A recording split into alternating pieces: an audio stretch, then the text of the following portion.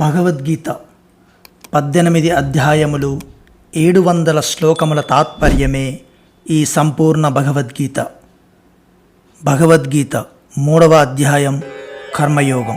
అర్జునునకు శ్రేయస్కరమైన నిశ్చిత సాధనమును తెలుపుచు యుద్ధమును చేయుమని ఆజ్ఞాపించి ఆ మార్గమును అనుసరించుట వలన కలుగు ఫలమును తెలుపుచున్నాడు.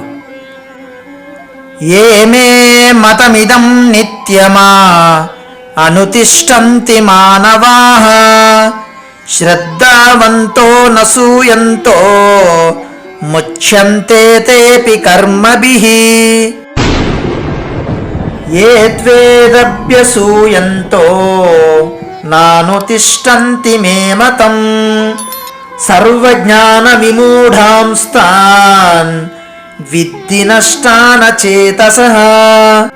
దోష దృష్టి లేకుండా శ్రద్ధాయుక్తులై నా ఈ మతమును అనుసరించు మానవులు కూడా సమస్త కర్మబంధముల నుండి ముక్తులయ్యెదరు. ఇక్కడ ఏ అను పదముతో పాటు మానవాహ అను పదమును ప్రయోగించుటలోని విశేషమేమి? ఈ సాధన ఒక జాతికి ఒక వ్యక్తికి పరిమితమైనది కాదు. సమస్త మానవాళికి దీనిని ఆచరించు అధికారము గలదు. వివిధ వర్ణాశ్రమముల వారును వివిధ జాతుల వారును సమాజముల వారును తమ తమ కర్తవ్య కర్మలను పైన పేర్కొనబడిన విధముగా భగవంతునకు సమర్పణ చేసి ఈ సాధనను అనుష్ఠింపవచ్చును అని తెలుపుటకే ఏ మానవాహ అను పదములు ప్రయోగింపబడినవి. శ్రద్ధావంతః అనసూయంతః అను 2 పదముల అర్థమేమి? భగవంతుని ఎడ దోషదృష్టి గలవారును భగవంతుని సాక్షాత్ పరమేశ్వరునిగా భావింపక సామాన్య మానవునిగా తలంచువారును భగవంతునిపై విశ్వాసము లేని వారును ఈ సాధనకు అర్హులుగారు. భగవంతుని యందు ఎన్నడును ఏ విధమైన దోషములెంచని వారును ఆయన ఎడ సర్వదా భక్తి శ్రద్ధులు కలవారు మాత్రమే ఈ సాధనను అనుష్ఠింపగలరు. కనుక ఈ సాధనను అనుష్ఠింపగోరువారు పై సద్గుణములను కలిగియుండవలెను. ఈ సద్గుణములు లేనివారు దీనిని అనుష్ఠింపలేరు సరిగదా. వారు దీనిని అవగాహన చేసుకొనుటయే కష్టమే. నిత్యం అను పదము మతం అను పదమునకు విశేషణమా లేక అనుతిష్టంతి అను పదమునకు విశేషణమా? భగవంతుని ఉపదేశము నిత్యమే, శాశ్వత సత్యమే.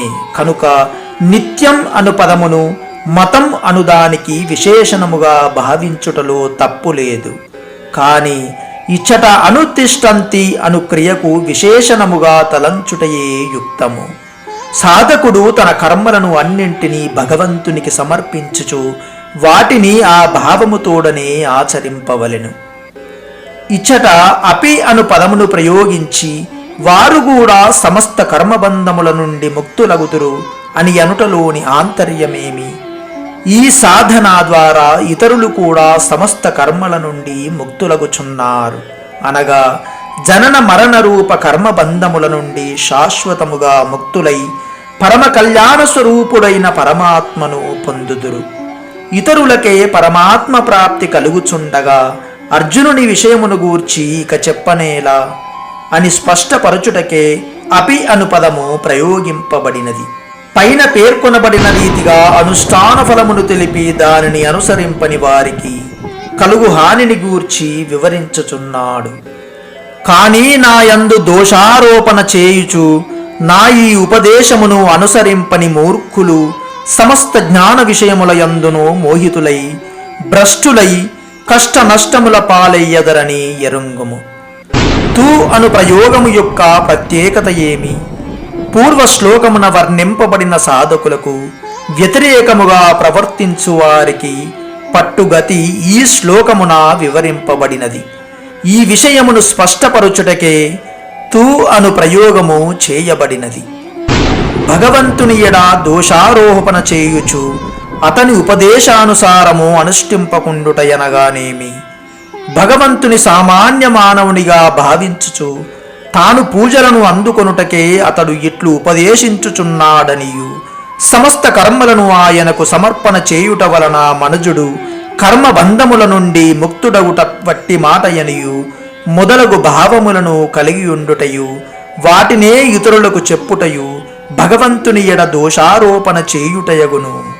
ఈ విధముగా దోషారోపణ దృష్టి కలిగియుండి మమతాసక్తులను కోరికలను త్యజింపక కర్మలను పరమేశ్వరార్పణ చేయక యథేచ్ఛగా కర్మలను ఆచరించుచు శాస్త్ర విహిత కర్మలను త్యజించుట మున్నగునవి అన్నియును భగవంతునిపై దోషారోపణ చేయుచు భగవంతుని ఉపదేశములను అనుష్ఠింపకపోవుటయగును.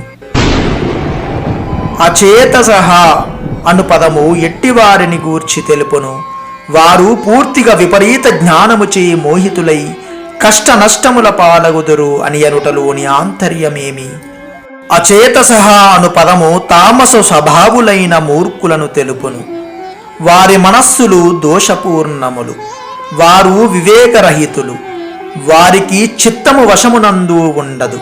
ఇట్టివారు విపరీత బుద్ధి కలిగియుందురు. ఆ కారణముగా లౌకిక పారలౌకిక సుఖ సాధనములన్నింటిని గూర్చి వక్రముగా చిత్రీకరించుచు విపరీతాచరణముల యందు ప్రవృత్తులగుదురు. ఫలితముగా ఇహపరలోకముల నుండి పతనమగుదురు.